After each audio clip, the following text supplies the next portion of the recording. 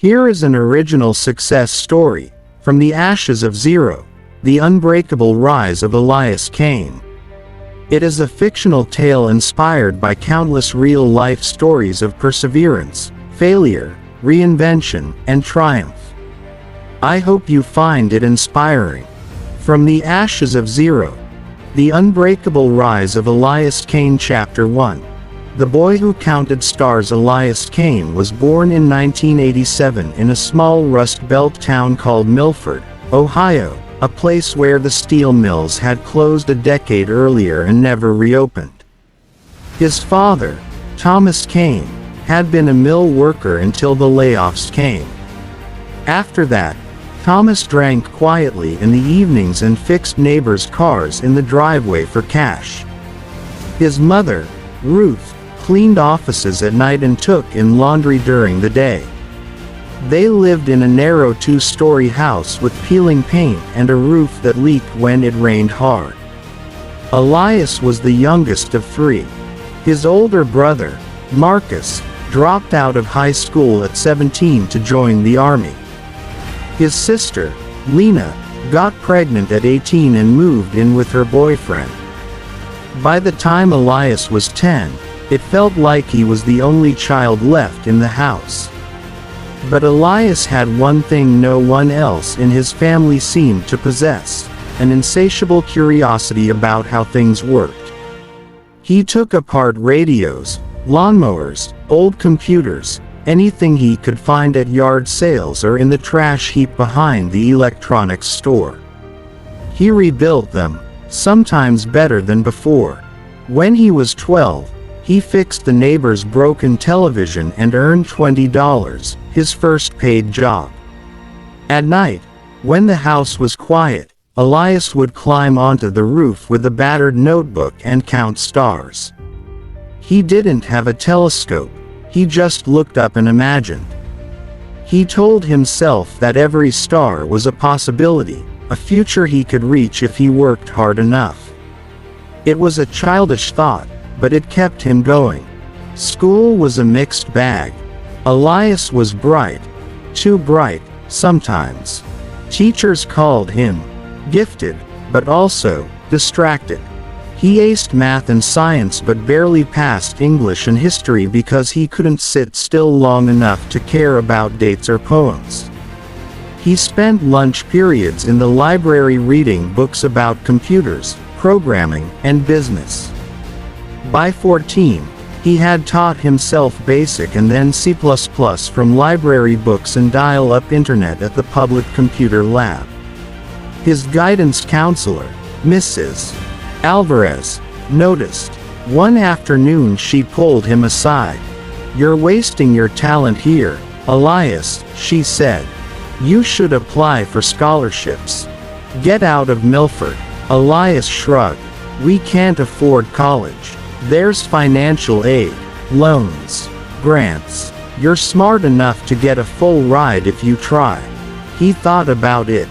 For the first time, someone outside his family believed he could be more than a mechanic or a factory worker, if the factories ever came back.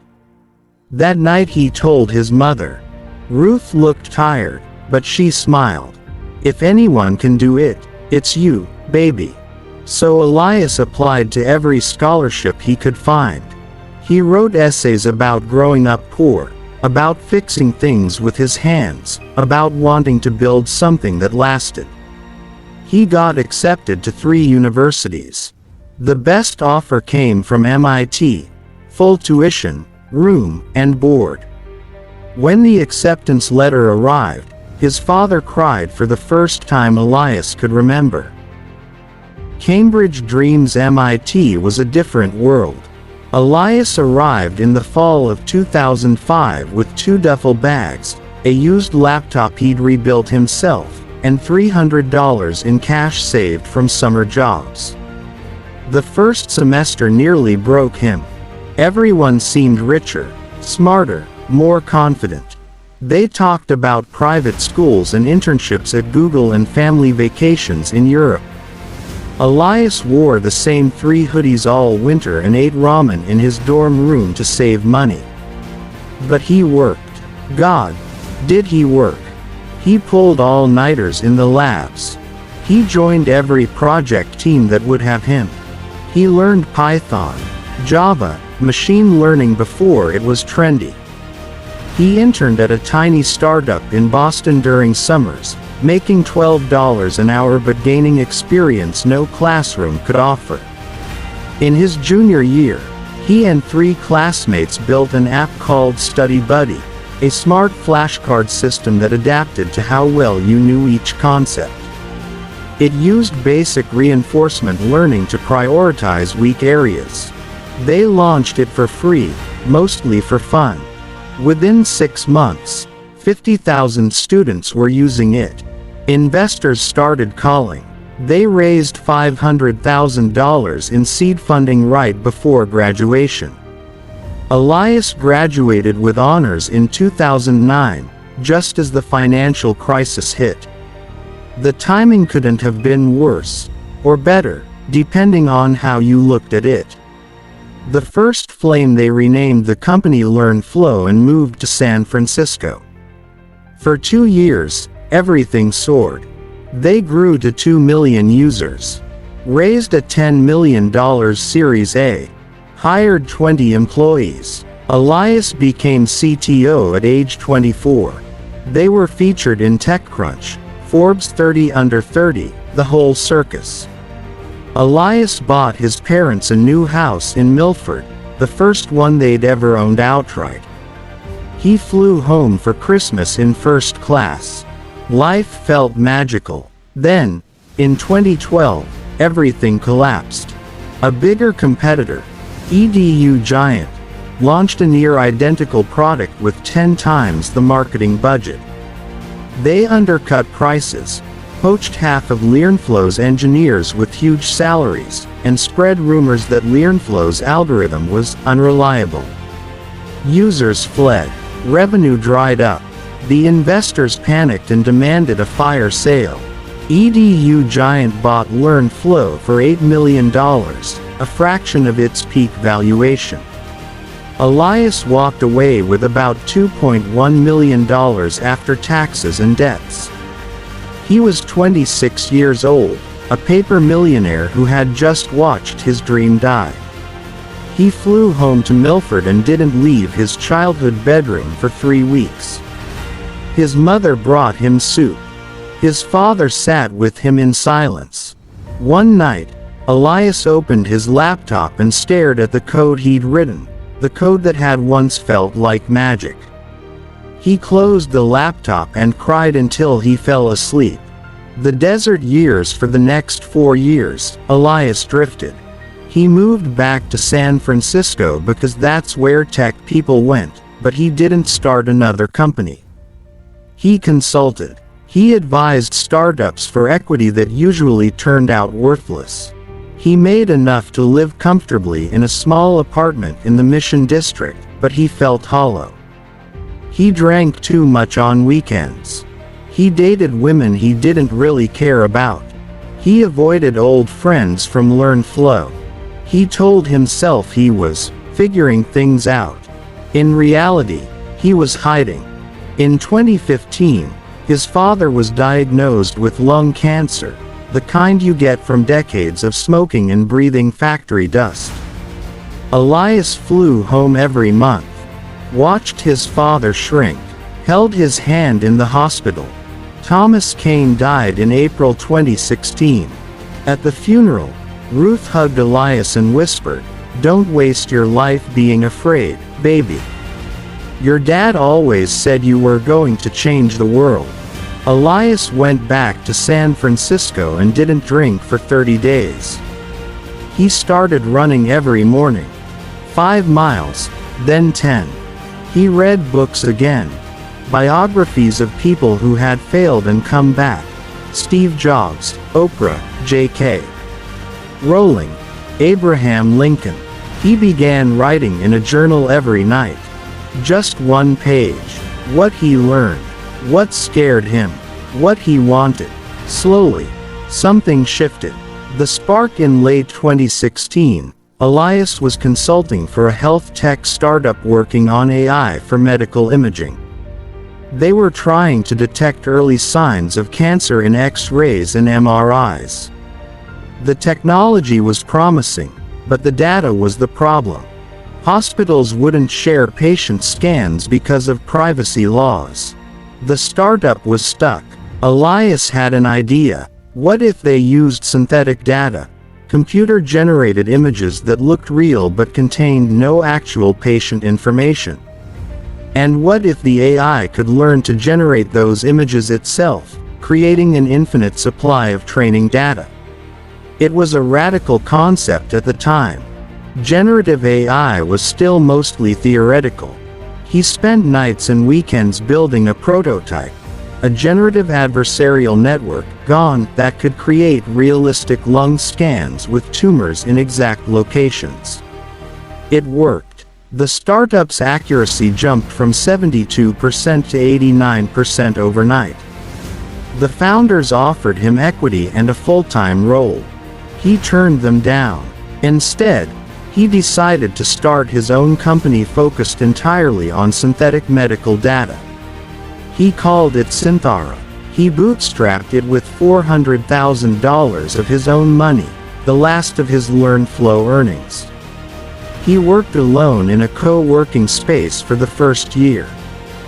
Building in silence. 2017-2019 were quiet, grueling years. Elias hired slowly. First one engineer, then two. They built the core technology, a platform that could generate synthetic data for any medical modality: CT, MRI, ultrasound, pathology slides. They partnered with academic researchers who needed data but couldn't get real patient records. They published papers, won grants from the National Institutes of Health. They stayed small. No press, no fundraising. Elias remembered how hype had killed LearnFlow. This time, he wanted to build something undeniable first. In 2018, his mother's house burned down in an electrical fire. She lost everything. Elias flew home, helped her rebuild, literally. He took time off, worked alongside contractors, learned plumbing and drywall. When he returned to San Francisco, he was different. Calmer, more patient. He started meditating. 10 minutes a day, then 20. He reconnected with old friends. Apologized for disappearing. He began dating again, this time seriously. Her name was Maya Patel, a pediatric resident he met at a coffee shop. She didn't care about tech or startups. She cared about people. They moved in together in 2019. The breakthrough in early 2020, COVID-19 hit. Hospitals were overwhelmed. Researchers raced to understand the virus's impact on lungs. But there was almost no public imaging data available. Synthara's synthetic COVID lung scans, generated from early published cases and expert annotations, became one of the most widely used open-source datasets in the world. Overnight, thousands of research teams used Synthara's data to train models. The company's name started appearing in papers in Nature, The Lancet, NEJM. Big pharma companies called, hospitals called, governments called. Elias finally raised money. $25 million Series A in mid-2020, led by a respected health tech VC. He hired aggressively but carefully. Built a team of 60 by the end of 2021. Synthara became the gold standard for privacy-preserving medical AI training. The test in 2022, tragedy struck again. Maya was diagnosed with breast cancer at age 34. It was stage 2, treatable, but terrifying. Elias took leave from the company. Became her full-time caregiver through surgery, chemo, radiation. He drove her to every appointment. Held her when she was sick. Learned more about real medicine than any textbook could teach. Maya survived. Went into remission in 2023. During those months, Elias saw the gaps in healthcare up close: miscommunication, outdated systems, exhausted doctors, frightened patients. He came back to Synthara with a new mission: not just synthetic data, but tools to make healthcare itself smarter, safer, more human. The scale from 2023 to 2025, Synthara exploded. They launched Synthara Clinical, a platform that hospitals could use to train AI models on fully synthetic versions of their own data, without ever risking patient privacy. Adoption was massive. By mid-2025, over 400 hospitals and research institutions worldwide used the platform. Revenue hit $180 million annually. The company reached unicorn status, a $1.2 billion valuation, in a Series C round. Elias, now 38, owned 42% of the company. On paper, he was worth over $500 million. But money had stopped being the point long ago. The return in the fall of 2025, Elias flew home to Millford. The town had changed little. Some shops were shuttered. Others had new owners trying to make it work. He bought the old steel mill site, 40 acres of abandoned land, and announced the Kane Foundation. Its mission: to fund education, entrepreneurship, and healthcare access in forgotten towns across America. The first project, a tech training center and health clinic right on the old mill grounds. He hired local people to build it, paid double the usual wages. On opening day, January 8, 2026, hundreds showed up. Elias stood on a stage in front of the new building, wearing jeans and the same old hoodie from his MIT days. He looked out at the crowd.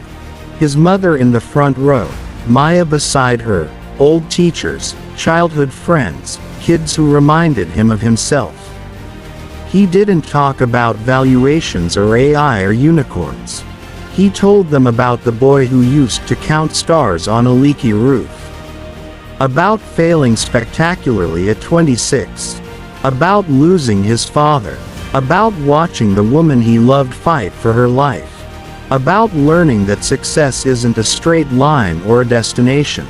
It's showing up, again and again, even when you're terrified, even when you've been burned.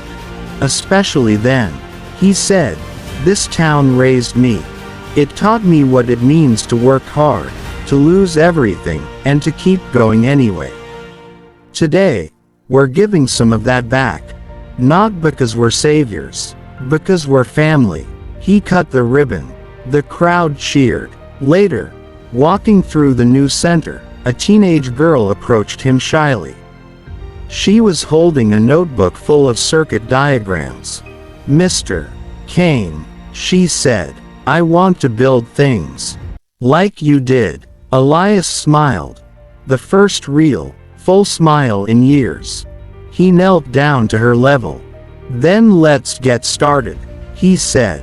And somewhere, high above the old mill town, a new star appeared in the sky. One that had always been there, waiting for someone brave enough to reach it. Epilogue. The ledger of a life. Elias Kane never wrote an autobiography. He didn't need to. His life became the story he told with actions. Synthara went public in 2027 at a $12 billion valuation. The Kane Foundation funded 47 community centers across the U.S. by 2030. He and Maya adopted 2 children. He never moved into a mansion. He kept the small house in San Francisco and bought a modest farm outside Millford for weekends. He mentored hundreds of young founders, especially those from places no one believed in. He spoke rarely in public, but when he did, people listened. When asked in interviews what his greatest success was, he always gave the same answer: still being here. Still trying. still believing that tomorrow can be better than today, no matter how many times yesterday tried to prove otherwise. And that, more than any valuation or award or headline, was the true measure of the boy who once counted stars. He had become one himself.